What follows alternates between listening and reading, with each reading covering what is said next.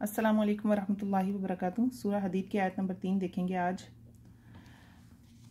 औज़ु बिल्लाहि मिनश शैतानिर रजीम।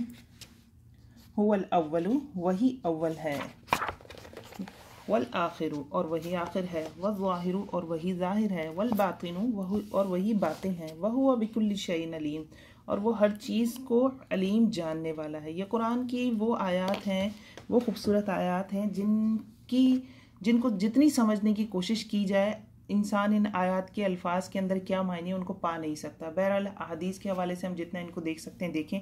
एक बड़ी इंटरेस्टिंग सी बात है, आपकी दिलचस्पी के लिए बता रही हूँ कि जो कुरान में अल्लाह रब्बुल इज़्ज़त के अस्मा आते हैं उनके दरमियान आमतौर पर ये वाव नहीं होता, इसे कहते हैं हरफ़े अतफ़। ये वाव नहीं होता।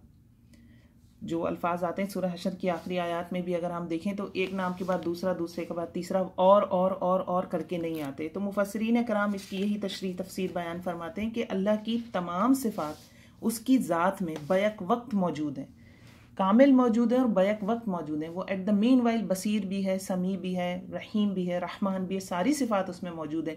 तो वाव की गुंजाइश नहीं रहती। अब ये कुरान की एक ऐसी वाहिद आयत है जिसमें अल्लाह रब्बुल इज़्ज़त के अस्मा के दरमियान वाव आ रहा है, हरफ़ अतफ़ है। अब इसके पीछे क्या हिकमत है अभी तो कोई मुफस्सिर इसको बयान नहीं कर सके। अब अल्लाह रब्बुल इज़्ज़त अपनी रहमत से और हिकमत से जब चाहेंगे हम पर इस आयत को खोलेंगे, या हो सकता है कहीं इसकी तफसीर हो, मुझे बहरहाल नहीं मिली कहीं पे इसकी तफसीर, हो सकता है किसी ने इस वाव की तफसीर की हो। बहरहाल अब यहाँ क्या बात हो रही है, यहाँ बात हो रही है अल्लाह रब्बुल इज़्ज़त के हवाले से कि अल्लाह रब्बुल इज़्ज़त ही अव्वल हैं। अब हमारा अव्वल तो हमें समझ आता है क्योंकि हमारी चीज़ें महदूद हैं, अल्लाह रब्बुल इज़्ज़त तो ला महदूद है। अब अल्लाह का अव्वल क्या है, फिर यहाँ आता है वल आखिर। अब अल्लाह का आखिर क्या है हमें नहीं पता। वह ज़ाहिर, ज़ाहिर नज़र आने वाले को भी कहते हैं और ज़ाहिर गालिब को भी कहते हैं, गलबा पाने वाले को। और बातिन, ज़ाहिर तो फिर हमें थोड़ा बहुत समझ आया, बातिन क्या है। अल्लाह ज़ाहिर और बातिन की इससे तो पाक है ना। ये तो हमारे लिए सिफ़ात हैं कि दिखना, छुप जाना, या शुरू में होना या आखिर में होना, जो हम अपनी ज़बान के हिसाब से समझे। तो ये कुरान की वो आयत हैं जिनकी तफसीर बहुत, मतलब इसको समझना मुफस्सिरीन कराम जो है ना उनके हाथ बंधे नज़र आते हैं इसकी तफसीर करने में। हाँ, बहरहाल मोहम्मद सल्लल्लाहु अलैहि वसल्लम के हवाले से ज़रूर ये हमें दो हदीस मिलती हैं। तो एक बड़ी तस्बीह फ़ातिमा के हवाले से एक हदीस बड़ी मशहूर है, जो कि हदीस हमें मिलती है, तिरमिज़ी में भी मौजूद है और मुस्लिम शरीफ में भी मौजूद है, तिरमिज़ी शरीफ में भी मौजूद है। उसमें जब आप सल्लल्लाहु अलैहि वसल्लम ने हज़रत फ़ातिमा को बताया था ना तस्बीह फ़ातिमा का, जब वो आई थी किसी ग़ुलाम या लौंडी के लिए, क्योंकि वो बहुत मुशक्क़त वाली ज़िंदगी थी उनकी भी, जन्नत में तो सरदार होंगी वो औरतों की। तो वो किसी ग़ुलाम के लिए आई थी, तो आप सल्लल्लाहु अलैहि वसल्लम ने फिर उन्हें बताया था कि भाई बेटी है नबी की, तो ये ऐश और इशरत नहीं थे उनके लिए, तो उन्होंने तस्बीह फ़ातिमा बताई थी। उसी जगह पर उन्होंने एक और दुआ भी बताई थी, जो दुआ हमें मिल जाएगी, बहुत सारी किताबों में मौजूद है। तो वो जो दुआ थी ना, वो आप सल्लल्लाहु अलैहि वसल्लम रात को बिस्तर पे भी पढ़ते थे। वहाँ से इसकी थोड़ी बहुत तफसीर हम समझ सकते हैं। वो दुआ थी अल्लाहुम्मा रब्बस समावाती सबअ व रब्बल अर्शिल अज़ीम। ए रब, जो आप रब हैं सातों आसमान के और सातों ज़मीन के और बड़े अर्श अज़ीम, बड़े अर्श के, रब्बना व रब्ब कुल्ली शै, आप रब हैं और हमारे भी रब हैं और हर चीज़ के रब हैं। मुंज़िलित तौरात वल इंजील वल फ़ुरक़ान, और आप नाजिल करने वाले हैं किसके, तौरात के, इंजील के और फ़ुरक़ान, फ़ुरक़ान से मुराद यहाँ कुरान है। फ़ालिक़ल हब्बी वन नवा, और फाड़ने वाले हैं आप गुठली को और दाने को।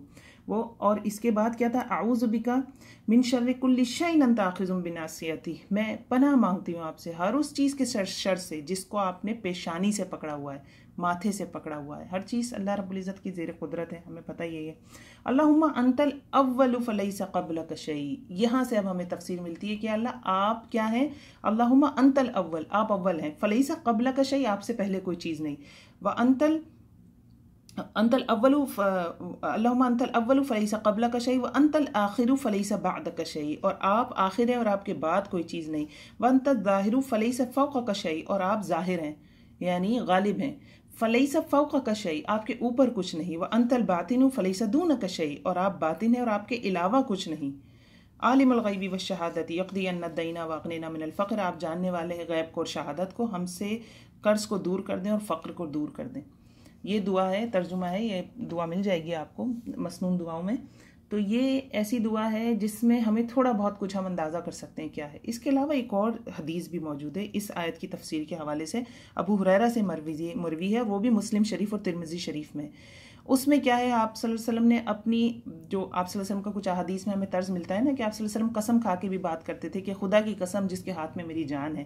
اسی طرح اس حدیث کی بھی ابتدا ہوتی ہے کہ آپ صلی اللہ علیہ وسلم نے فرمایا کہ خدا کی قسم جس کے ہاتھ میں میری جان ہے، اگر کہیں تمہارے لیے یہ ممکن ہو کہ تم رسی لٹکاؤ سب سے نچلی زمین پر، ہم کہتے ہیں نا 7 زمین 7 آسمان، اب ہمیں نہیں پتا 7 زمینیں کیا ہیں، تم رسی لٹکاؤ سب سے نچلی زمین پر تو وہ اللہ پر ہی اترے گی، وہ اللہ پر ہی اترے گی.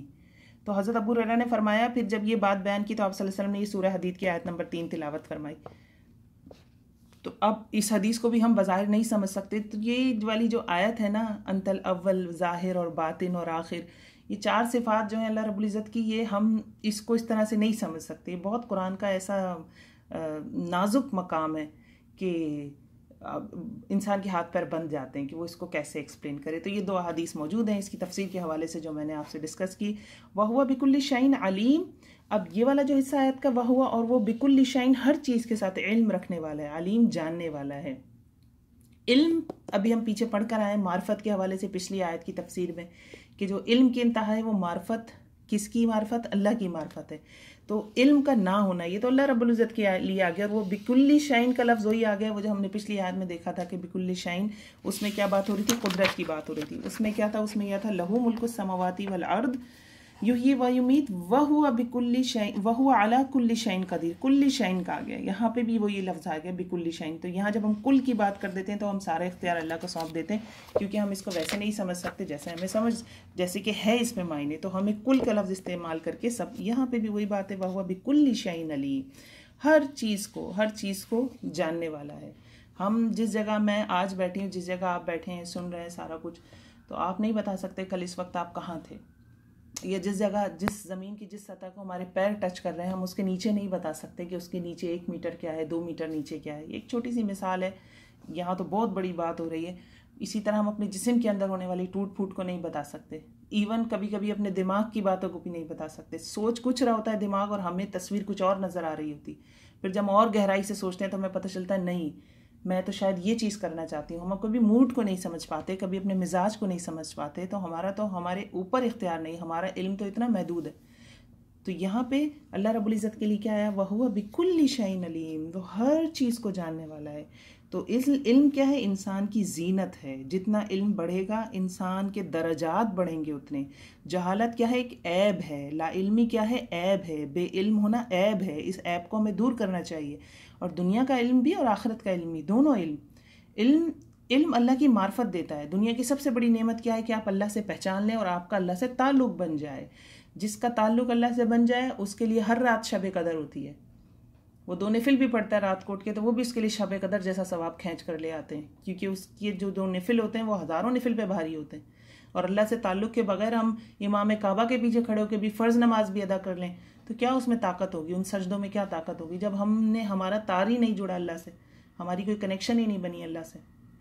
دنیا لے کر نماز میں داخل ہوئے اور اسی دنیا میں گھومتے رہے، اور دنیا لے کر نماز سے نکل آئے، سلام بھی پھیر دیا. تو معرفت، اللہ کی پہچان ہمیں اللہ سے جوڑتی ہے، عبادات میں جان ڈالتی ہے، ایمان کو مضبوط کرتی ہے. تو اللہ رب العزت ہمیں اپنی معرفت سے نوازے. اور اللہ ہی کی ذات ہے جو ہر طرح کے علم کا منبع ہے. پیغمبروں کو دیا گیا علم ہو یا عام انسانوں کو دیا گیا علم ہو، قرآن والا علم ہو جو کہ شرعی آیات ہے، یا دنیا کا علم ہو جو کہ کونی ہے، ہر طرح کے علم کا منبع اللہ رب العزت ہی ہے. سارے کا سارا اختیار اللہ ہی کے پاس ہے. السلام علیکم ورحمۃ اللہ وبرکاتہ.